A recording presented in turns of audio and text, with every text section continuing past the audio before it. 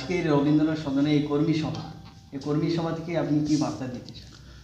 বিসমিল্লাহ রহমান রহিম। আজকে 4 আগস্ট 2025 মুর্শিদাবাদ জমিয়ত উলামার কর্মী সভা অনুষ্ঠিত হলো মুর্শিদাবাদ বহরমপুর রবীন্দ্র সদনে। আপনারা জানেন যে জমিয়ত উলামায়ে হিন্দ ভারতবর্ষে একটি ঐতিহাসিক এবং স্বাধীনতা সংগ্রামী সংগঠন। প্রত্যেকটি ভারতবর্ষের সেবামূলক কাজ বলুন বা মানুষ যারা অত্যাচারিত নিপীড়িত হয় তাদের পাশে দাঁড়ায়। তা আজকের বিশেষ এজেন্ডা ছিল পরিযায়ী শ্রমিকদের প্রতি যে অত্যাচার হচ্ছে বিভিন্ন বিজেপি শাসিত রাজ্যগুলিতে, বাংলা ভাষা বলার কারণে তাদেরকে বাংলাদেশি তাকমা দিয়ে অত্যাচার করা হচ্ছে, তার প্রতিবাদ স্বরূপই আমরা আলোচনা করলাম। যেটা এসপি ডিএম মহাশয় এবং মাননীয় মুখ্যমন্ত্রী কাজ করছেন, তবু তার কাছে এই খবর পৌঁছানো এবং আমাদের গ্রাম বাংলা যখন জানতে পারবে যে তাদের বাড়ির বা এলাকার কেউ অত্যাচারিত হচ্ছে কোনো রাজ্যে, তাদের সঠিক প্রুফ নিয়ে ওসি আইসি এসপি ডিএম এর কাছে যোগাযোগ করবে, আমাদের লোকেরা তাদের সাথ দিবে।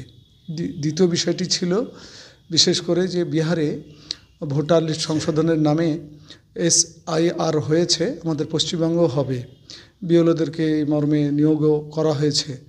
তাতে আমরা আজকের সভা থেকে বার্তা দিতে চাইলাম যে ভয় ভীতির কোনো কারণ নেই। যে কাগজগুলি চাইবে আল্লাহর রহমতে আমাদের মুসলমানদের 99% এই কাগজ রয়েছে। কাজেই আমাদের যে প্রত্যেকটা ব্লক রয়েছে মুর্শিদাবাদ জেলায়, ব্লকে হেল্প সেন্টার খোলা হবে। সেখানে শিক্ষিত ছেলে আলেম ওলামারা আমাদের ওয়ার্কিং কমিটির সদস্যরা থাকবে, জেলাতেও থাকবে, যারা বিডিও অফিস এবং বিএলও এবং ডিএমের সঙ্গে যোগাযোগ রেখে সাধারণ মানুষকে কাগজ পেতে সহযোগিতা করবে। আর আমাদের কর্মীদের কর্তব্য দায়িত্ব নিয়ে কথা বলা হলো। সর্বোপরি আজকের পরিবেশে কথা উঠে এসেছে যে মুর্শিদাবাদ জেলায় স্বাস্থ্যকেন্দ্র একটা করা, যাতে আমাদের মা বোনদের সুবিধা হয়, এবং জমিয়তের নেতৃত্বে একটা আধুনিক শিক্ষা প্রতিষ্ঠান জেনারেল লাইনের, সেটা আমরা সিদ্ধান্ত নিলাম, চেষ্টা করব আগামীতে করার। সাইডে বিশেষ করে দুর্গাপুরে যে গরু ব্যাপারীদের প্রতি অত্যাচার অমানবিক করা হয়েছে, আমরা তার তীব্র ভর্ৎসনা করছি এবং অপরাধীদের আমরা কঠোর শাস্তি চাই, যেন গ্রাম বাংলায় এই পরিবেশ আর যেন নতুন করে না হয়। আর আমাদের কানে খবর এসেছে যে বিভিন্ন জায়গায় কবরস্থান এবং কিছু মসজিদকে খাস খতিয়ানে আনা হয়েছে। আমরা প্রশাসনকে এই বার্তায় দিব শান্তি শৃঙ্খলার সঙ্গেই যেন তাড়াতাড়ি আমাদের কবরস্থানগুলিকে খাস খতিয়ান মুক্ত করে ঠিক কবরস্থান হিসাবে যেন রেকর্ড হয়। আর বিশেষ করে বহরমপুরে যে কারবালা ময়দান রয়েছে, একসময় বাপদাদার কাছে শুনতাম 280 বিঘা জমি ছিল, কমতেই লেগেছে। সেখানে অবৈধ বিল্ডিং হচ্ছে, ওয়াকফ বোর্ডও সেটা দেখছে। আমাদের মাননীয় ডিএম সাহেবও ভালো মানুষ, তিনিও দেখবেন, প্রয়োজনে আমরা মুখ্যমন্ত্রীর শরণাপন্ন হব। আচ্ছা, আজকে আপনার আলোচনা থেকে একটি বার্তা উঠে আসছে, মুখ্যমন্ত্রী এই যে মমতা বন্দ্যোপাধ্যায় যে মুখ্যমন্ত্রী পুজো মণ্ডপে 1,10,000 টাকা করে দেব, এই বিষয় নিয়ে আপনি তাৎক্ষণিক এখন বক্তব্য রাখলেন একটি প্রতিবাদ সভা, কী বলুন? ওটা নিয়ে বলার হচ্ছে যে দেখুন, কোনো মন্দির কোনো গুরুদুয়ারকে টাকা দিবে রাজ্য সরকার তার নিজ নিয়ম মেনে, তাতে আমাদের কোনো হিংসার কারণ নেই। কিন্তু এটাও তো ঠিক যে পশ্চিমবঙ্গে ইমামদের ভাতা, মসজিদদের ভাতা চালু করেছে, তা আপনারা জানেন। তা আমরা মনে করছি যে ভাতাটা একবারে নগণ্য হচ্ছে, সেটাও দেখা দরকার যদি আইনে সাথ দেয়।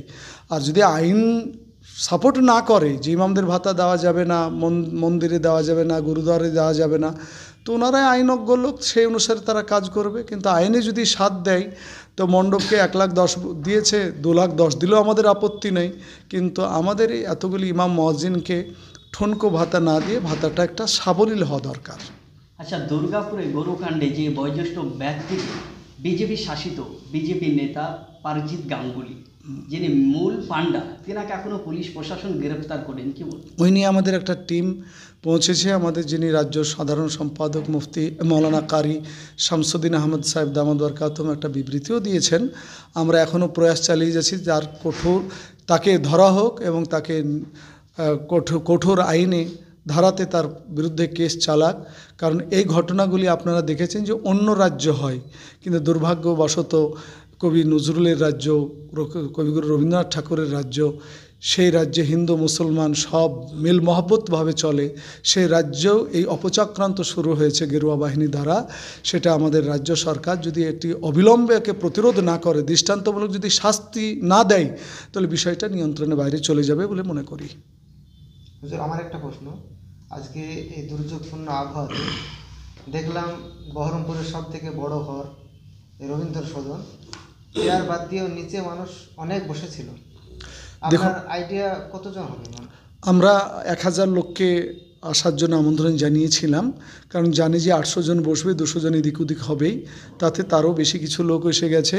কারণ তারা জানে যে মুর্শিদাবাদ জমিয়ত উলামায়ে হিন্দ হজরত মৌলানা আরশাদ মাদানী সাহেব দামাদ বরকাতুহুর নেতৃত্বে চলে, লোকের আশা ভরসা আছে, তাই তারা সাথ দিয়েছেন। আমরা বেশি লোক ডাকলে, আপনারা তো দেখেছেন টেক্সটাইল মোড়ে লাখে লাখে লোক হয়েছে, আরও লোক হতো, ডাকলে পারে ইনশাল্লাহ আগামী দিনে ডাকবো বটে। আচ্ছা হুজুর, একটি প্রশ্ন, যে এসআইআরটা নিয়ে যদি জনসাধারণ আমাদের অডিয়েন্সকে একটু ক্লিয়ার করতে। এসআইআর নিয়ে এখনও বলার যে এসআইআরে বিহারে 11টা কাগজের মধ্যে কোনো একটা কাগজ থাকলেই যথেষ্ট। আমাদের বিশ্বাস মুর্শিদাবাদ তথা পশ্চিমবঙ্গের মুসলমানদের কাছে এই কাগজ রয়েছে, তাতে কোনো রকমের বিব্রত হওয়ার দরকার নাই। আমরা নোটিফিকেশন পাওয়ার পর বিএলও যখন গ্রামে গ্রামে যাবে, আমরা যথার্থভাবে পাবলিকের কাজ সঙ্গে কাগজ পাইয়ে দেওয়ার আমরা সহযোগিতা করব ইনশাল্লাহ।